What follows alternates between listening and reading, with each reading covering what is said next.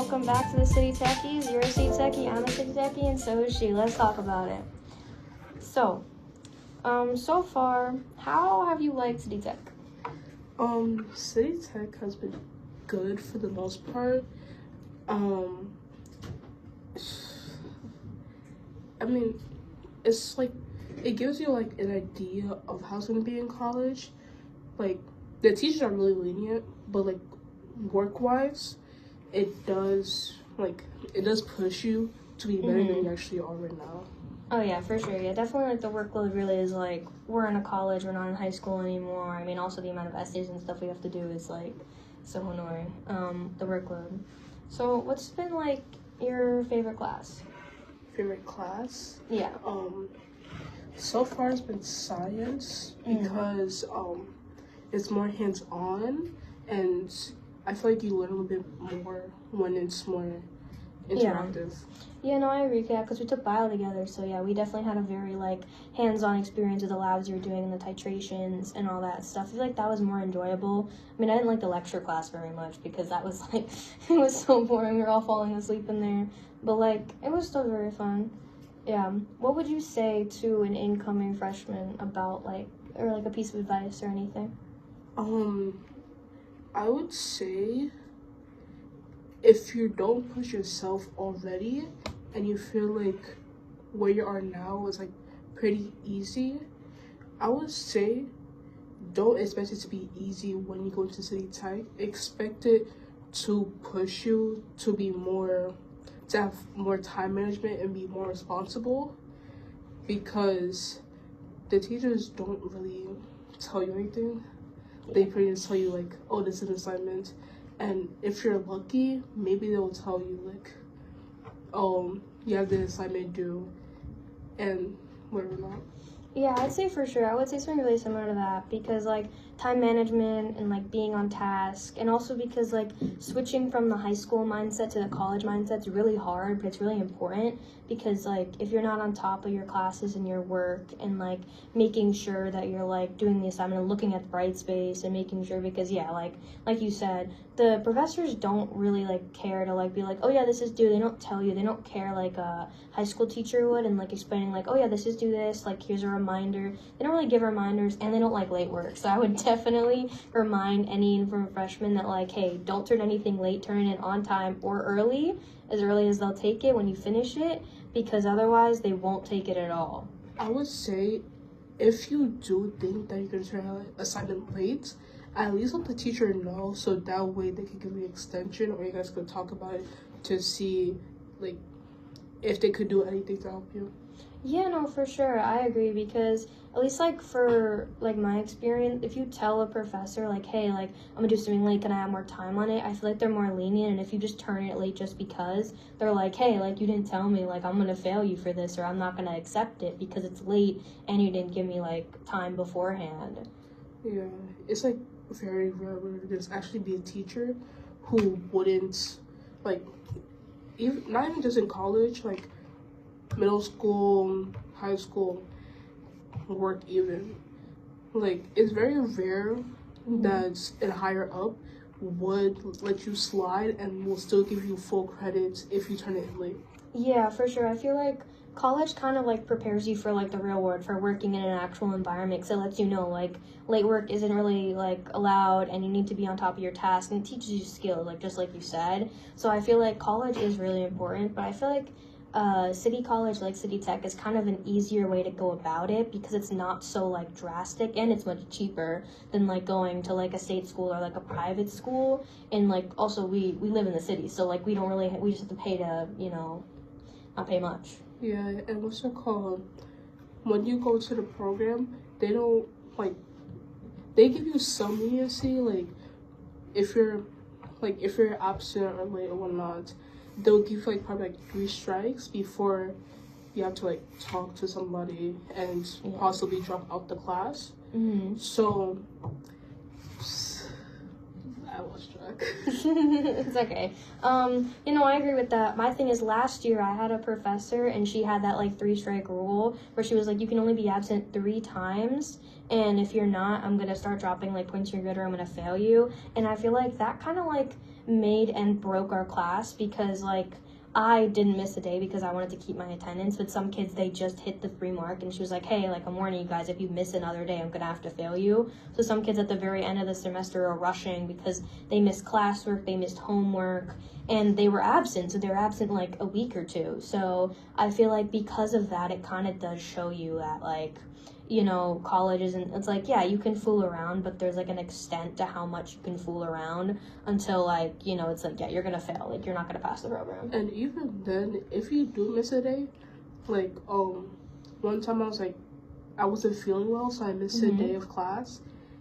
After that, I didn't know what was going on. So I feel like coming to class every day is very important. Yeah, for sure, yeah. I would definitely, like, say that, like, give that as a piece of advice, like, make sure you come to class, like, even if you're late, okay, whatever, you're late a minute or two, that's fine, but if you're going, because it's like you just said, when you're not going, you come back, and you're like, what the hell just happened? Like, you're missing so much work, it's so hard to, like, catch up on it, but yeah, no, I totally get that. So have you faced any, like, discrimination or, like, sexism when being in the school so far? Not really. And I think that's because of how diverse the school is. Like, so far, I've seen people that are like me. I've seen Asians, whites, blacks, Hispanics, like, everybody. And everyone there is, like, pretty much friendly for the most part. So I don't think there's, like, much sexism that could happen in the school. You know, I agree with that. Our school is really, like, diverse, I've noticed. Like, it's, like, way beyond, like, diverse. But I think that's because it's a city school, so you kind of get a mix of all these people because it's cheaper when you live in New York. So you're going to get people who are, like, either can't afford to go to a more expensive college, which is a lot of people. But also you get people who just don't want to pay so much to go to a school where they could get curriculum easier in their own town, like, in a borough away from them. But, yeah, I'd say the diversity is very, like...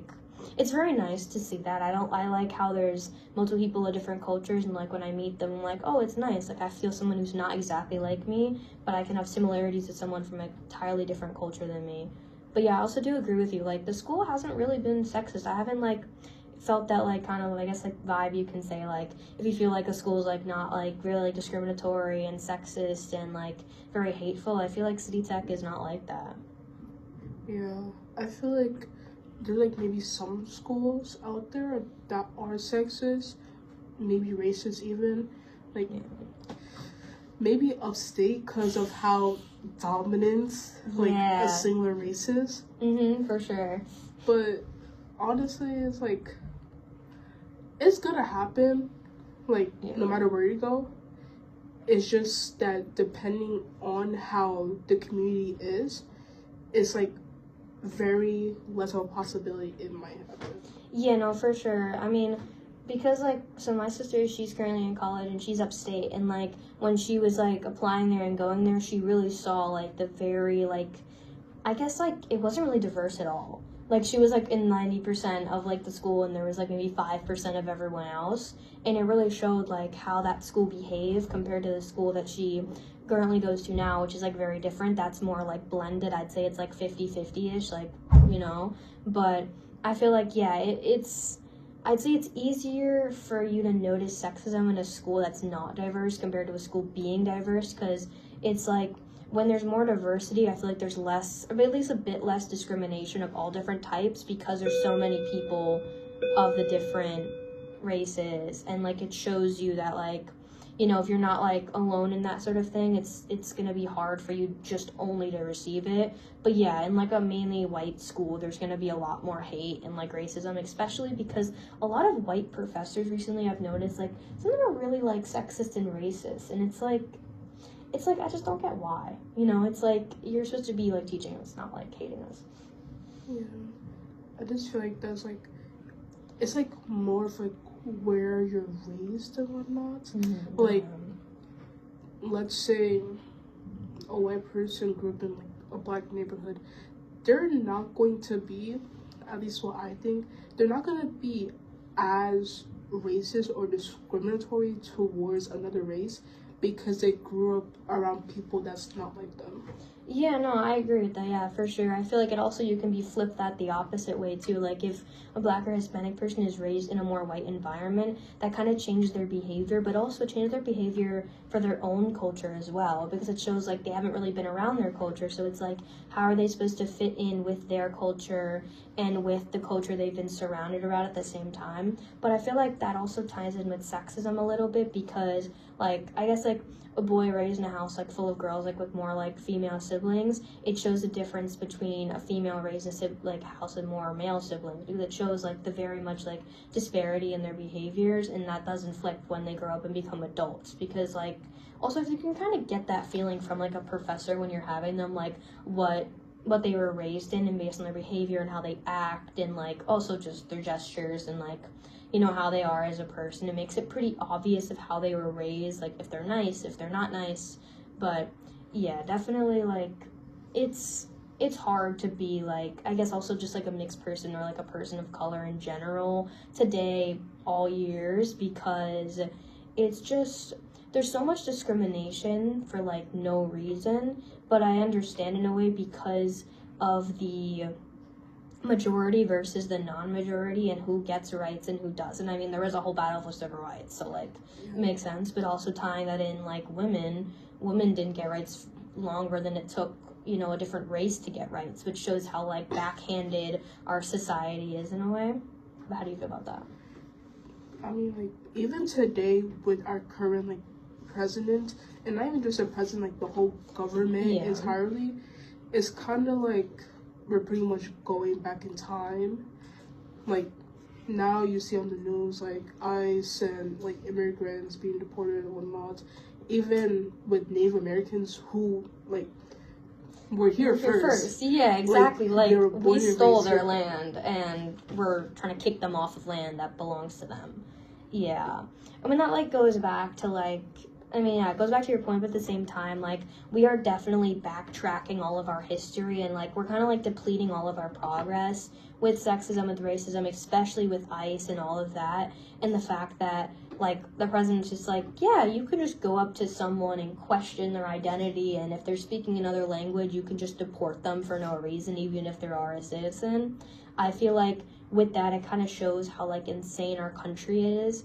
And we're kind of going back to like the World War II, like Cold War mantra, the fact of with the what they used to do with the Russians and stuff. If you're a Russian, they'd claim you could be a Russian spy if you even spoke Russian, if you knew someone who was from there, if you came and just immigrated to America. It's like, I feel like we're just going down like a really bad path of like, let's just hate everyone. Let's just do all these terrible things because we can, rather than like trying to fix it. Like, we shouldn't be kicking people out of our country when they've lived here for 15 years. I feel like it's always been like that, but I feel like back then America was like a little more open to like different cultures and different races, but now it's pretty much like every other country, especially like East Asian, where they don't really accept people that are different. Like, even if like, let's say you were like half Japanese, half white, they wouldn't accept you because of that white. Yeah, that's my thing. I feel like especially countries in Asia, they're even less accepting than we are in America. I mean, we're kicking people out, they're just not letting people in, which I feel like is just as bad, because like you just said, even if you're half of that culture, that ethnicity, you're not going to be let in. They're not going to accept you. And even if you like have ancestry that says, oh yeah, I'm this, just because you've lived in another country, they don't want you to be a citizen. They won't accept you as that, no matter how long it takes. And like, I feel like that's another problem our world has. Like, exactly like you said, we are backtracking and we're kind of going back to like before we even became accepting in the first place. Like, I feel like we need to go back to like being like, we're people on a planet that we don't own, we just live on the land, and we need to accept that, you know, we have countries and whatever, but we are all people that live on the same land. And kicking people off for stupid reasons, even though they have rights to be here and they're a person, and America is supposed to be like the most accepting, and like, we broke the mold that many countries couldn't fit into by being accepting, by taking in immigrants, by having freedoms and having rights of all people and all this stuff. And I feel like we're going back to like how like, you know, time used to be before we became this country that broke all the molds, before we actually created our own different version of democracy that was never seen in a government before. and I feel like we're just, depleting ourselves. Like, we're not being Americans anymore. Yeah, I feel like if anything, we became worse because it's like not only are like they like sending people where they're also killing them, and they're not even putting the cases out in the public. They're pretty much hiding it and saying like, oh, like this person just went missing and whatnot. So I feel like in a sense we became like even worse than we actually were, and it's like it's bad if people are comparing them to Hitler. Exactly. Yeah, I know. Like, our country is being so bad that it's basically like we're having a redo of the podcast because of the Holocaust, because we're like, we're hating people, we're killing them, we're discriminating them, we're basically kind of putting them to camps. We're sending them to their own country that aren't safe. They came here as refugees, and we're sending them back, and we're being like, and doing all this cruelty that like we really shouldn't be doing. And at that same time, I feel like, our world is getting a lot worse, and we need to start fixing it, because it's not only sexism, it's racism, it's all these other issues, and I feel like, we need to understand that, like, this world needs to be fixed in all the ways. And just, like, I feel like it doesn't make sense because everyone is different. Like, everyone doesn't belong to one place. Yeah. Because there's always, like, somewhere first or, like, whatever not. Yeah. And it's, like, I don't understand the president because, like, your entire family are immigrants. Like, your son is an immigrant. Yeah. Like, your son isn't fully American because your wife is an immigrant. Your family is an immigrant. It's like, why are you hating people that are, like, why are you hating your own kind? Yeah, why are we being hypocrites? But at the same time, like, going back to, like, basically the beginning, like, we need to start accepting people as they are and stop discriminating because, like you said, we need to stop being hypocrites. We need to basically, like, grow a pair, and, like, keep moving and, I guess change our world for the better if we can, small steps, But I think City Tech might be a way to do that, Yeah. The smallest thing it may be. Because then it's just like you're not thinking about race, color, whatever difference is. You're just thinking about like each other as one. You're not thinking about how this person is different from you. You're just thinking about like just like how to become closer with them. And I feel like City Tech is like it makes you feel more together instead of separate. Like, they pretty much encourage you to, like, have friends and whatnot by doing group projects. So it's like, places like City Tech are changing the world for better. And I think we should have more of that. Yeah, I think we should. Yeah, totally. Well, bye, everyone. Thank you for joining the podcast, and thank you, Mara. I loved having your company.